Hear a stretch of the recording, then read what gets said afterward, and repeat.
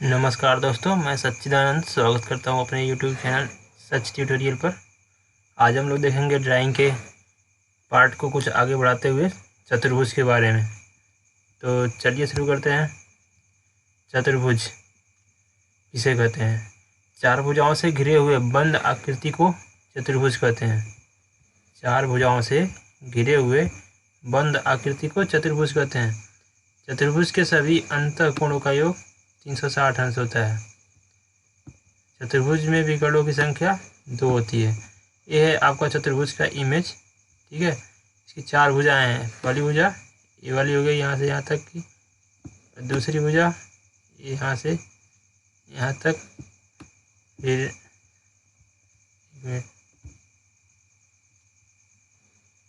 दूसरी भुजा यहाँ से यहाँ तक, फिर तीसरी भुजा यहाँ से यहाँ तक, और चौथी यहाँ से यहाँ तक। इस प्रकार ये चार भुजाएं हैं। चार भुजाओं से घिरी हुई है ये आकृति, सब आपस में बंद है। चार भुजाओं से परिभाषा देखिए आप, चार भुजाओं से घिरी हुई बंद आकृति को चतुर्भुज कहते हैं। ये वाली लाइन, चतुर्भुज के सभी अंतःकोणों का योग 360 अंश होता है। अंतःकोण मतलब एक, ये वाली अंतःकोण मतलब उस आकृति के अंदर जो कोण बने हुए हैं उसे बोलते हैं अंतःकोण। दूसरी कोण ये हो गई, तीसरी कोण ये हो गई, चौथी कोण ये हो गई। देखिए ये 90 अंश पे है आपस में, तो एक कोण 90 अंश का है। टोटल चार कोण है, तो 90 गुणे 4 9 चौके 36 अंश, 360 अंश।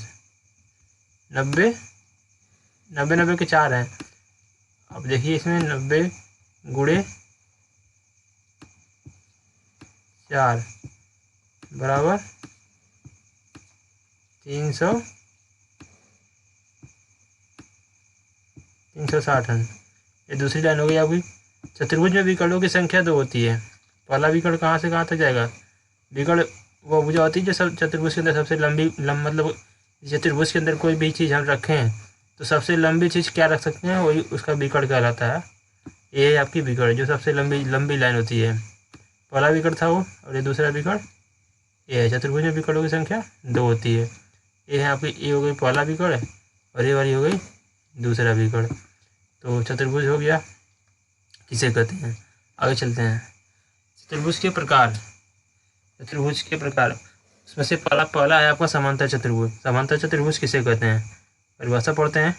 जिस चतुर्भुज के आमने सामने की भुजा बराबर तथा समांतर होती है। ये देखिए, ये इमेज देखिए आप, ये है आपका चतुर्भुज। इसके जैसे इसको ये वाली भुजा लोगे आप, इसके सामने भुजा नीचे जाइए, मतलब इसके सामने भुजा ये वाली आमने सामने की भुजा बराबर होगी तथा, याद रखिए, जिस चतुर्भुज के आमने सामने की भुजा बराबर तथा समांतर होती है, समांतर भी है और बराबर भी है, उसे समांतर चतुर्भुज कहते हैं। इसके विकर्ण, एक मिनट, ये वाली भी देखिए, ऊपर वाली जो लाइन है मतलब रेखा नीचे वाली लाइन के बराबर तथा समांतर है।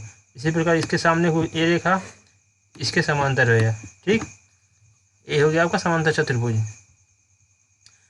आगे, इसके विकर्ण एक दूसरे को बराबर भागों में बांटते हैं। विकर्ण कैसे खींचते हैं? विकर्ण वह रेखा होती है जो चतुर्भुज की मतलब उस आकृति के अंदर सबसे लंबी चीज रखी जा सकती है। तो आपकी विकर्ण ए है।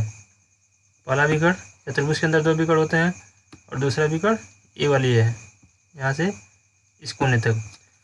यहाँ देखिए, इसके विकर्ण एक दूसरे को बराबर भागों में बांटते हैं। जैसे कि 2 विकर्ण चतुर्भुज के अंदर खींचे जा सकते हैं। तो पहला विकर्ण मान लीजिए आपका पहला ए है और दूसरा ए है। ठीक, तो ये जहाँ आपस में कट करते हैं, तो जहाँ कट करते हैं उसके बाएं साइड मान लीजिए इस दोनों विकर्ण आपस में इस बिंदु पे कट की हुई है यहाँ पे, तो इसके बाएं साइड ए वाली मतलब पहला विकर्ण दूसरा विकर्ण लेते हो आप, पहले ए वाली विकर्ण लिए तो इसके बाएं साइड जो जितनी लंबाई इस बिंदु से इस कोने तक यहाँ तक जितनी लंबाई की ए है, सेम लंबाई की इसके दाहिने साइड भी होगी इतना। उसी प्रकार पहले विकर्ण में आ जाइए, इसके इस कोने से जहाँ पे कट हुई है यहाँ तक की जितनी लेंथ है, उस कट की हुई बिंदु से दूसरे कोने तक की लंबाई बराबर होगी। यहाँ तक हो गया आपका। इसके विकर्ण एक दूसरे के को बराबर भागों में बांटते हैं। आगे, इसके किसी भी 2 लगातार कोणों का योग 180 अंश होता है। 2 लगातार कोण मतलब चतुर्भुज के अंदर 4 अंतःकोण होते हैं। मैं बताया इसके पहले वाले स्लाइड में बता चुका हूँ। एक कोण हो गया ए, दूसरा कोण ए हो गया, और तीसरा कोण ए वाली हो गई, और चौथा कोण ए हो गई।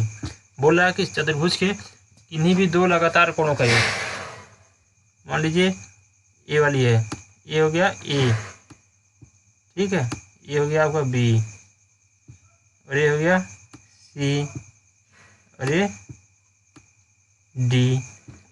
तो दो लगातार कोण, यदि आप बिंदु ए से शुरू करते हो और नीचे की तरफ क्लॉकवाइज डायरेक्शन में चलते हो ऐसे, तो कोण यहाँ पे इन्हीं भी दो लगातार कोण है, मतलब कोण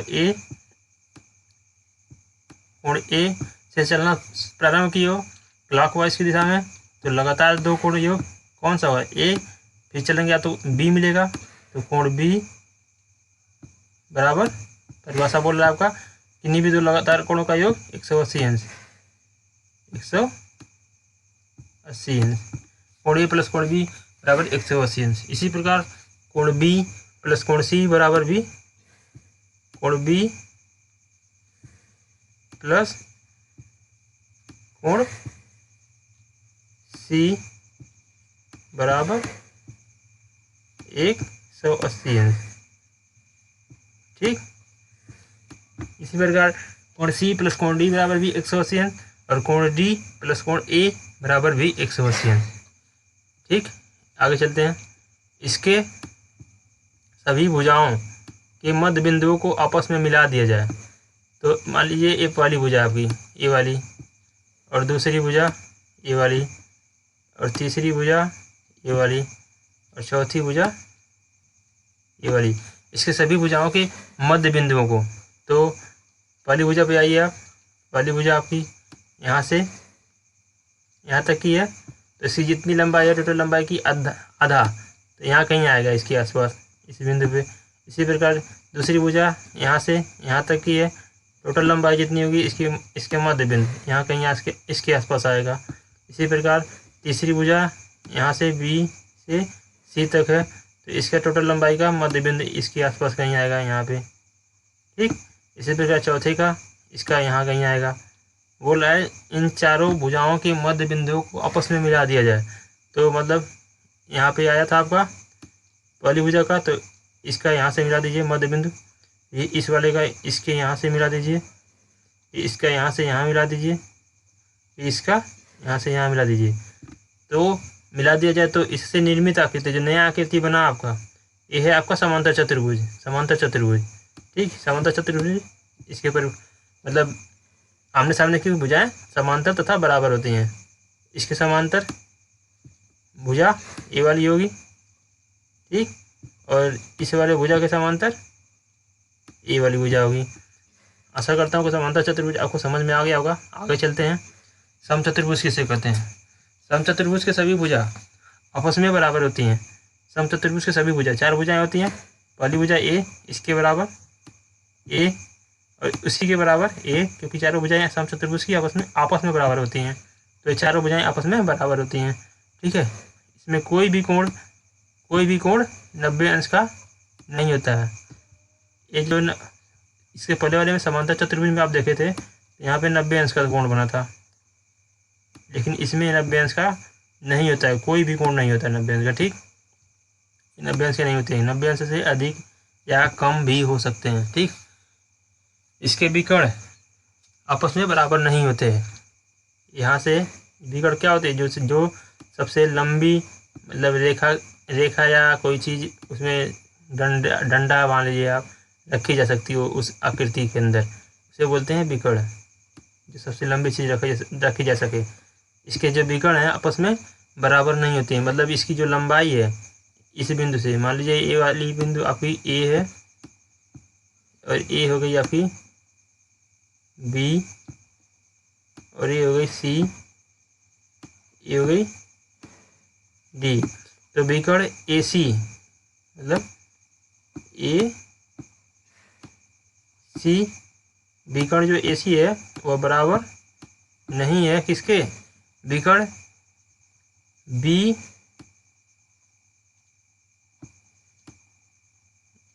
डी के, ठीक। विकर्ण ए सी बराबर नहीं है विकर्ण बी सी के। आगे, तथा समकोण पर समद्विभाजित करते हैं। ये जो विकर्ण है आपस में बराबर नहीं होते हैं, लेकिन काटते हैं आपस में एक दूसरे को समकोण पर, मतलब इनके जो बीच एंगल बन रहा है ए वाली, यहाँ पे ये 90 अंश है। ठीक, चारों को नापोगे आप तो 90 अंश आएगा। इसी प्रकार यहाँ भी जो बनेगा एंगल वो भी 90 अंश आएगा। ठीक, लेकिन आपस में ये दोनों विकर्ण बराबर नहीं है, लेकिन काट रहे हैं एक दूसरे को 90 अंश पे। ये जो एंगल बन रहे हैं ये 90 अंश है। ठीक है, यहाँ से यहाँ तक। तो इस प्रकार वहाँ पे 360 अंश का कोण बन गया। चारों साइड मिलाओगे आप तो 360 अंश का कोण बन जाएगा। 90 अंश पर समकोण पर समद्विभाजित करते हैं। ठीक, इसके भुजाओं समद्विभाजित मतलब जो जहाँ कट रहे हैं ये बराबर तो नहीं है, विकर्ण आपस में बराबर नहीं है, लेकिन इनकी बाएं साइड का जो हिस्सा है ए वाला हिस्सा इसके दाएं साइड के हिस्से के बराबर होगा, और इस वाले में दाएं साइड का हिस्सा बाएं हिस्से के बराबर होगा। आपस में बराबर बांटेंगे, लेकिन ये आपस में मतलब जो टोटल लंबाई है इनकी बराबर नहीं होगी। ठीक है, आगे इसके भुजाओं के मध्य बिंदु को आपस में मिला दिया जाए तो निर्मित आकृति आयत होती है। ठीक है, तो ए मान लीजिए ए बी भुजा ए बी का मध्य बिंदु इस पे आ गया, यहाँ कहीं आएगा टोटल लेंथ का आधा। इसी प्रकार ए डी का मध्य बिंदु यहाँ कहीं आएगा। इसी प्रकार सी डी का मध्य बिंदु इसके आसपास आएगा, और बी सी का मध्य बिंदु यहाँ आएगा। ठीक है, बोल रहा है इनकी भुजाओं के मध्य बिंदु को आपस में मिला दिया जाए। यहाँ से यहाँ तक मिला दीजिए आप, यहाँ से यहाँ तक मिला दीजिए, फिर यहाँ से यहाँ तक मिला दीजिए, फिर लास्ट में यहाँ से यहाँ तक मिला दीजिए। तो ये जो नया आकृति बन रहा है आपका, ये है आपका आयत। ठीक है, तो जो आकृति बनी है यहाँ से यहाँ तक, यहाँ से यहाँ तक, फिर यहाँ से यहाँ तक, यहाँ से यहाँ तक, ये जो बनी है आकृति इसे बोलते हैं आयत। ठीक है, आगे इसके विकर्ण कोण को समद्विभाजित करते हैं। जो आपके विकर्ण हैं ए वाले, ये जो विकर्ण खींची गई है ए वाली लाइन, ए इसके अंदर जो कोण बना है यहाँ पे कोण ए और कोण सी, इसके अंदर जो भी कोण बना होगा उसको दो भागों में बांटती है। जब ये खींचते हो आप, मतलब ए है आपका चतुर्भुज, समचतुर्भुज। ठीक है, यहाँ पे जो कोण बना है और जो यहाँ कोण बना है, जब आप विकर्ण खींचोगे ऐसे यहाँ से इसके कोने से इस कोने तक, तो ये जो एंगल बना था इसको दो भागों में बांट दें। मतलब जो हिस्सा जितना कोण यहाँ पे होगा इस वाले पे हिस्से में, सेम कोण इस वाले हिस्से में भी होगा। दो भागों में सेम बराबर भागों में बांटती है। आगे चलते हैं। समलंब चतुर्भुज किसे कहते हैं? इनकी सिर्फ दो भुजाएं समांतर होती हैं। समलंब चतुर्भुज की सिर्फ दो भुजाएं समांतर होती हैं। आप फिगर देखिए, ये वाली भुजा इसके समांतर है, ये भुजा। चतुर्भुज में चार भुजाएं होती हैं, दो भुजाएं आपस में समांतर हो गई, बाकी दो असमांतर हैं। मतलब ये वाली भुजा आपकी इसके असमांतर हैं। असमांतर समांतर लाइन किसे कहते हैं? जो आपस में कभी काटे ना। और असमांतर किसे कहते हैं? जो कहीं ना कहीं जाके आपस में काट देंगी, आपस में कहीं ना कहीं दोनों रेखाएं मिल जाएंगी। और समांतर कभी मिलती नहीं है दोनों रेखाएं, उसे समांतर रेखा बोलते हैं। आगे इसकी सिर्फ समलंब चतुर्भुज की इसकी सिर्फ दो भुजाएं समांतर होती हैं। दो भुजाएं आपको पता चल गई, ये वाली भुजा और इसके सामने भुजा, ये वाली समांतर भुजा है। तथा दो असमांतर होती हैं। कौन कौन सी होगी? ये वाली भुजा, इसकी असमांतर किसके? इसकी असमांतर है। इसके चारों भुजाओं के मध्य बिंदु को मिलाने पर बनी आकृति समांतर चतुर्भुज होती है। ठीक है, इसका मध्य बिंदु यहाँ कहीं आएगा और इसका मध्य बिंदु यहाँ कहीं आएगा। ठीक है, और इस वाले का मध्य बिंदु यहाँ कहीं आएगा और इसका मध्य बिंदु यहाँ कहीं आएगा। इन चारों को मिलाओगे आप आपस में, तो यहाँ से यहाँ मिलाओ, फिर यहाँ से यहाँ तक मिलाओ, फिर यहाँ से यहाँ तक, फिर यहाँ से यहाँ तक। इन चारों को मिलाने के बाद जो आकृति बन रही है ये समांतर चतुर्भुज है आपकी। यहाँ से यहाँ तक, फिर यहाँ से यहाँ तक, ये जो बनी आकृति नहीं इसे बोलते हैं समांतर चतुर्भुज। ठीक है, तो ये आशा करता हूँ आपको वीडियो पूरा समझ में आया होगा। चतुर्भुज समाप्त होता है आपका। वीडियो कैसा लगा मुझे कमेंट बॉक्स में बताइएगा, और चैनल को लाइक, शेयर और सब्सक्राइब करिए तथा ज़्यादा से ज़्यादा शेयर करिए, सब्सक्राइब करिए ताकि मुझे मोटिवेशन मिल सके। ठीक है, मिलते हैं अगली वीडियो में। धन्यवाद।